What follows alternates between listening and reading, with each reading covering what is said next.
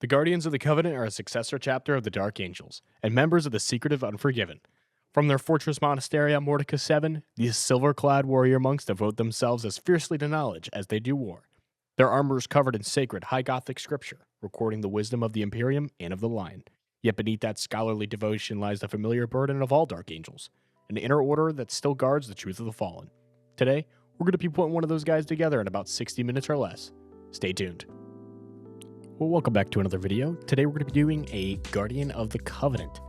This is a unique little successor chapter of the Dark Angels, and I figured it'd be a nice little one-off painting project to do in between the major Abaddon the Despoiler project, which we're making exceptionally large strides in for completion. But, without further ado, let's just get started into this guy. We got a classic black primed intercessor here, and we're going to start with the base, just to get that done and over with, out of the way. I was experimenting a little bit with the Strickland Mud and the Black Legion there. I just slabbered a bunch on there, thinking it would work the same way Rattling Grime or Agrax does and falls into the recesses, but it's just a strong jet black contrast paint where I was just, slapping it on there and it covered everything. So I was like, okay, this kind of looks odd. And you should see what I do next. I grab a makeup sponge, which is a necessary tool for all hobby Warhammer painters. And I dab off the excess there. And from that point, it actually kind of only sits on the high peaks, which is usually the adverse of what you want, but it was interesting, so I went with it.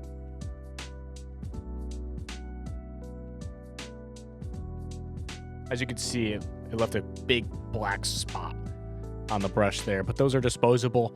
Use them until they're multicolored and then pass on to the rest.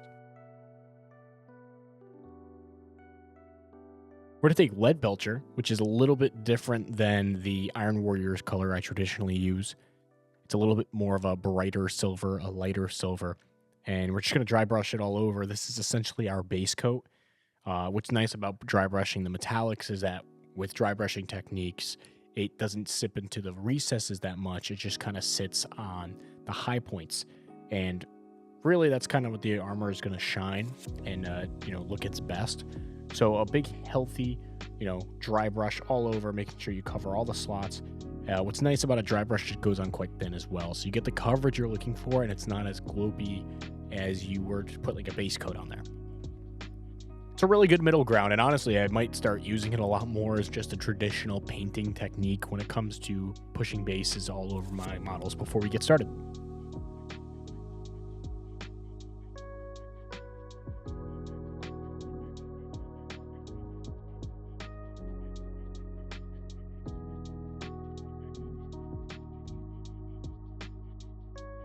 Make sure we get all the little cracks and crevices in there. It's very important to make sure you hit all of the model. So when you look at it through different perspectives, you still get a little bit of the reflectiveness of the steel, but also the coverage you're looking for.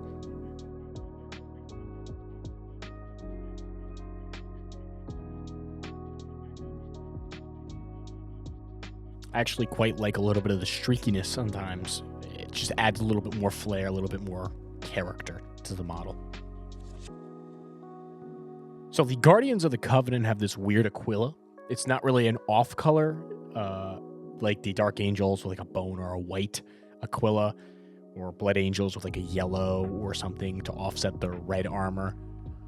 These guys have another kind of metallic based Aquila sigil on the front, and I wanted some differentiation to the rest of the armor, so what I did is I went with a darker silver, which would be Iron Warriors, and a little bit of that Balthasar's gold, and mixed a little bit in and kind of just hit it a few times. It came out pretty good. You could see it in the final result after we do the washing step, which is what I was going for. But realistically, I've seen photos where it's also been red when referencing this successor chapter, or black in other senses. So I would just kind of go with whatever vibe you're fitting. I don't think it looks terrible. I also use this opportunity to take the Iron Warriors and hit the gun real quick, as well as the blade of the sword. Next, we're going to be jumping into our black, which is a Corvus black. I prefer this over the jet black of an Abaddon. really just has like this more warm color hue to it. Abaddon's just jet black. This kind of has a little bit of grays in there, a little bit lighter. Some might say rubber in some instances. But in this case, I think it would look better on the pauldrons and, of course, in the joints where the black carapace kind of shows out. So we're going to be putting that on all the little joints and such.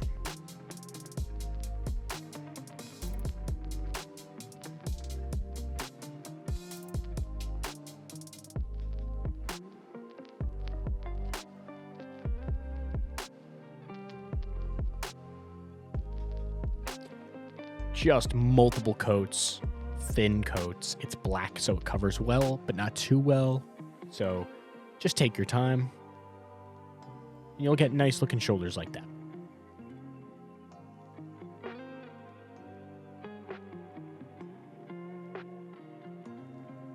So the lenses of these guys are actually green. A little bit different than the Dark Angels where they have red lenses. But green, it's got to show up on something. So I hit the lenses with grace here, a little bit better coverage than white. You can go up to white if you choose. My goal was to get this done very quickly, about an hour or less, and I nailed it. And then from the really pale lenses, we want to apply 2 coats of our green shade. It kind of sits into the recesses, almost gives it like a little glow effect while tinting the raised portion of the lens. It's a really good way to get that effect while also give a splash of color to the model. I usually do 2 coats. I find that's the best. If you do not have a green contrast, you could always add a lot of water to any base, thin to your liking, and run it right over. Next is Corn Red, where we're going to add a little bit of the red accents onto this model, which would be the hilt of the sword, as well as the company markings on his knee pad there. I don't know what the Guardians of the Covenant company markings are. I'm sure it's out there. So I just went with a traditional 5th Company Dark Angels, regiment.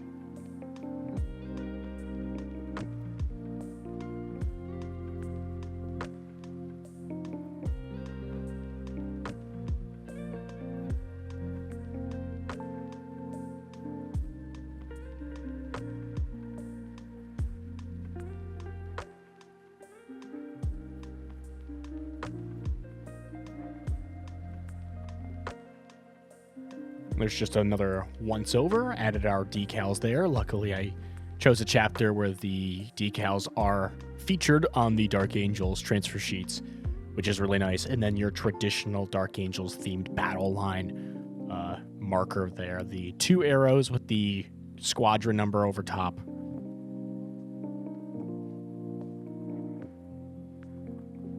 Next is Retributor armor, and that's looking mighty gunked up. It has ran its course.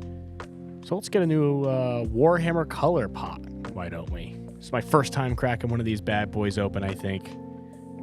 A little bit different. I mean, it doesn't change anything for me, but a little odd looking at a pot design with a different logo. And what we're going to do is we're going to thin that out just slightly and just run it over the skulls on the hilt to give it a little bit more color.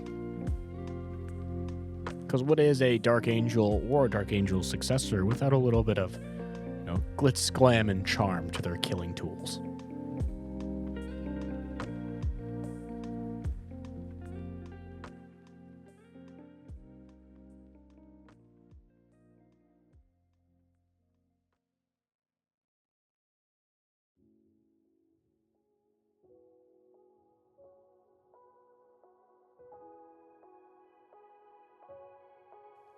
Nothing screams a basic and easy pouch to paint up like Rhinox hide over any leather that are on the model. Just go ahead and 1 to 2 coats. Its coverage is quite good, but 1 for a little extra depth might be needed.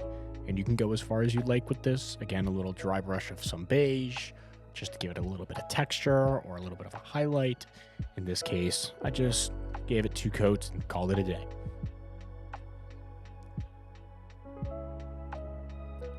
And at the end of the day, nothing beats a good old known oil wash. I was debating doing the Rattling Grime wash, but I figured it would maybe look a little too Iron Warriors-y, and these guys are supposed to be a little bit brighter than that. So I started slobbering this on. just in every crack and crevice I could find on this model, make sure it's fell into all of the little details there, and it tinted the armor nice. So, a little ASMR portion here for you. Just sit back and watch a little Nuln Oil wash.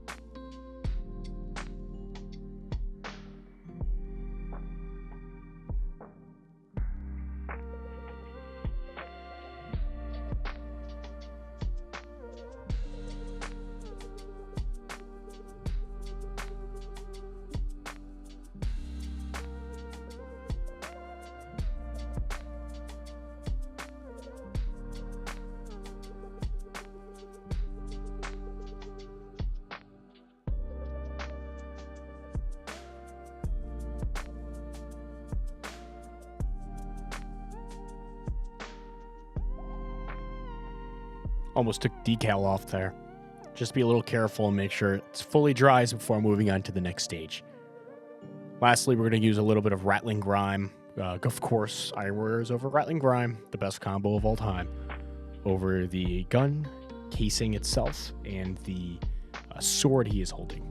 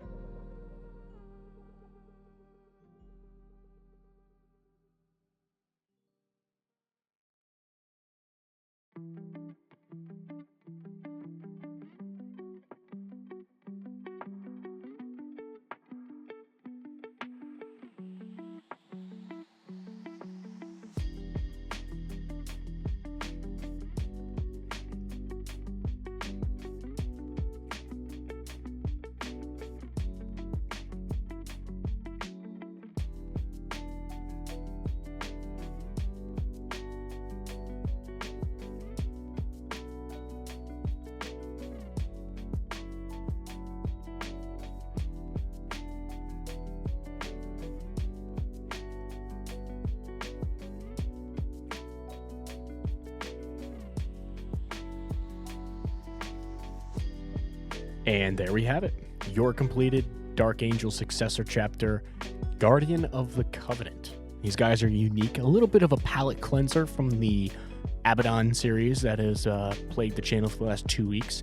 Something a little bit different, something quick, you know, like I love instant gratification models where you could just spend a single evening, bang it out, watch a show, get to bed, but have that accomplishment hit of completing a model. And this does it. So hope you guys enjoyed. Thank you for the engagement down below. It's been fantastic. We are well on our way to finishing Abaddon, and I cannot wait to show you all what that looks like.